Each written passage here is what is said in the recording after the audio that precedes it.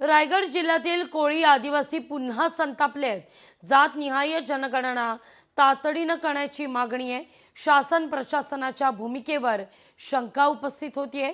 जनगणना न झाल्यानं समाज शासकीय लाभापासून वंचित राहील असा सूर आळवला जातोय. जनगणना केली नाही, इथली लोकसंख्या अजूनपर्यंत डिक्लेरेशन झाली नाही. 2011-2025 मध्ये जी डिक्लेअर झाल्या नसल्यामुळे इथल्या काही गोष्टी अशा आहेत जी सरकार किंवा प्रशासन किंवा शासन इथली माहिती ज्या वेळेला राज्य सरकारला देत असतं तेव्हा चुकीची जाते असं मला वाटतं.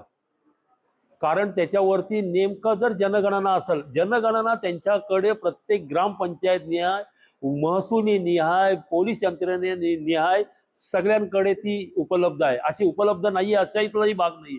पण सरकार ती भूमिका का घेत नाही मलाच नाही कळत.